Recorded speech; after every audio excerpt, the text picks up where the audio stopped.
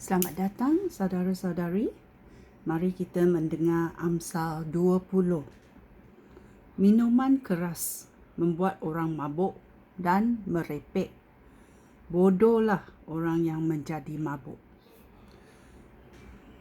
Takut akan raja yang murka seperti takut akan singa yang menguam.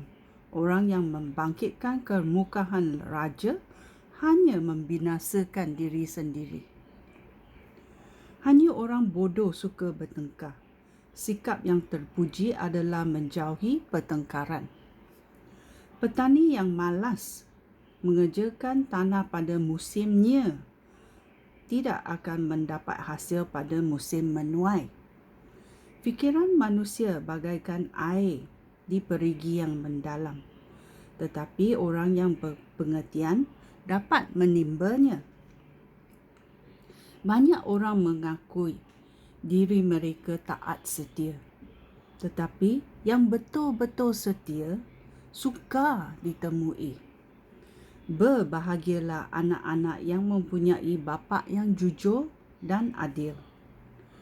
Apabila raja mengendali orang, raja dapat melihat apa yang jahat. Dapatkah orang berkata dengan sungguh-sungguh bahawa hati nurani mereka bersih dan dosa mereka sudah dihapuskan? Tuhan membenci orang yang menipu dengan timbangan dan ukuran yang tidak tepat. Perbuatan seorang anak dapat menunjukkan kelakuannya. Kamu akan tahu sama ada dia baik atau jahat.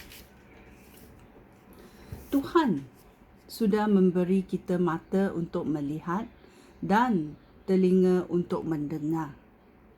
Orang yang suka tidur akan jatuh miskin. Orang yang rajin bekerja mendapat banyak makanan.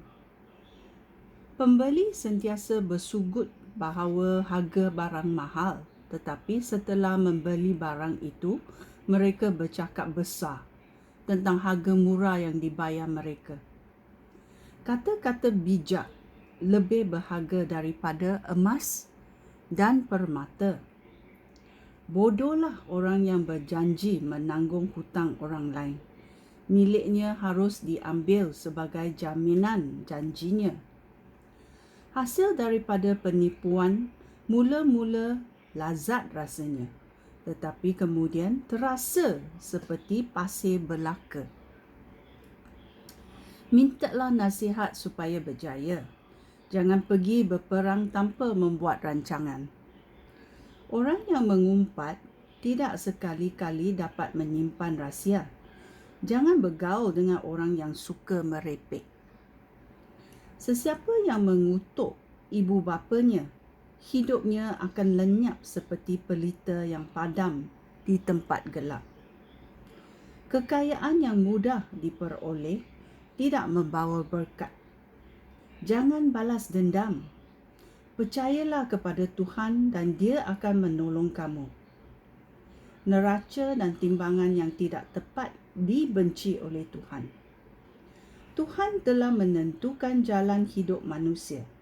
Itulah sebabnya manusia tidak dapat memahami jalan hidup mereka. Fikirlah baik-baik sebelum menjanjikan korban kepada Allah, supaya kamu tidak menyesal. Raja yang bijak mengetahui siapa yang jahat. Raja akan menghukum mereka tanpa belas kasihan. Tuhan memberi kita fikiran dan hati nurani. Oleh itu, kita tidak dapat berdusta kepada diri kita sendiri. Raja hanya dapat memerintah selama pemerintahannya jujur, tulus dan adil. Orang muda dikagumi kerana kekuatan dan orang tua dihormati kerana uban.